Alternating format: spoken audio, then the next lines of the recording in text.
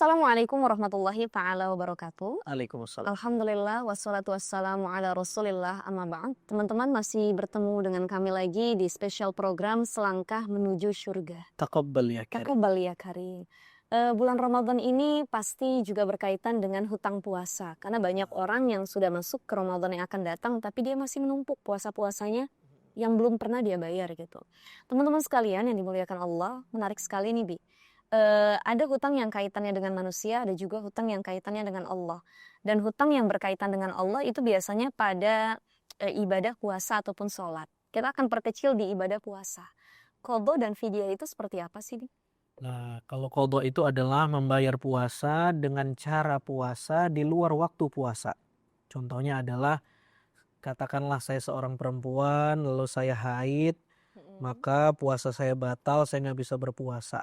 Nah, puasa yang saya belum kerjakan itu dihitung hutang dan saya harus bayar hutang itu dengan cara puasa tapi di luar waktu berpuasa Ramadan. Artinya setelah selesai Ramadan nanti, setelah melewati satu Idul Fitri, hari-hari di mana kita nggak boleh berpuasa, maka kita membayar hutang itu qadha. Tapi kalau fidyah, membayar hutang dengan makanan pokok atau uang senilai makanan pokok. Makanya kriterianya nanti beda tuh teman-teman. Siapa aja yang harus membayar qadha dan siapa aja yang harus membayar fidyah. Kita akan bahas. Menarik banget ini Bi, kita mulai dari qadha ya. Qadha ini salah satu golongan orang yang harus bayar qadha, diantaranya adalah orang yang sakitnya ringan. Orang yang sakitnya ringan dia cukup dengan membayar qadha di waktu yang lainnya. Kemudian lagi adalah mereka yang haid dan nifas itu juga cukup dengan membayar qadha saja. Benar.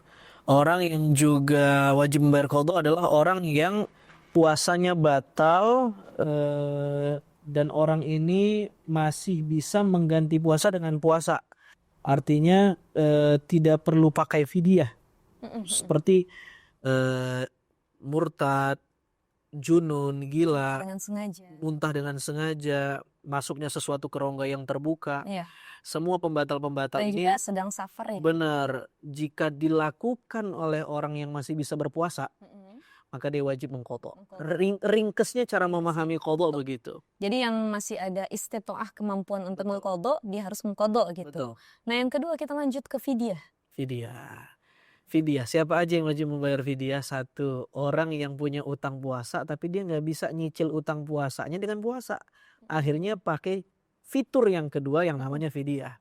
Siapa? Misal ada orang yang udah sepuh, secara medis tidak dianjurkan berpuasa, tidak mampu, kalau berpuasa berbahaya, maka orang ini jangan dipaksa untuk membayar qadha, bisa berbahaya. Maka dia bisa membayar fidyah. Membayar fidyah 1 mud kepada 1 orang miskin per 1 puasa yang dia tinggalkan.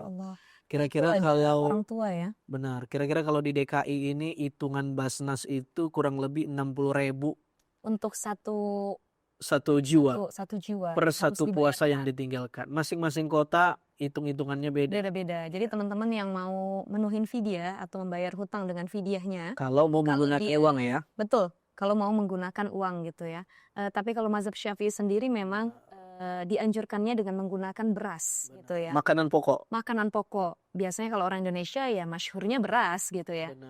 Nah, kemudian diantaranya lagi orang yang harus bayar fidyah selain orang yang tua renta tadi yang sudah sepuh adalah orang yang sakitnya tuh tidak ada harapan sembuh. Artinya sakit berat ya Bi ya. Benar. Sakit berat yang tidak ada harapan sembuh. Lalu yang ketiga, orang yang menyusui, apalagi ibu hamil dan menyusui, yang dia tuh takut membahayakan janinnya saja. Benar. Jadi kalau membahayakan dirinya saja atau membahayakan diri dan janinnya, dia cukup dengan qadha saja. Nah, kalau dia tidak berpuasa karena dia takut dirinya kenapa-napa, qadha aja. Itu qadha saja gitu. Tapi kalau ada faktor X, yaitu bayinya, dia takut bayinya kekurangan nutrisi, bayinya nggak sehat. Ya impactnya tuh ke bayinya, maka ya dia harus juga dan fidyah. Qadha dengan fidyah. Atau juga gini, kalau ada ibu hamil atau menyusui yang dia sebenarnya udah hamil dan menyusui itu 5 tahun yang lalu.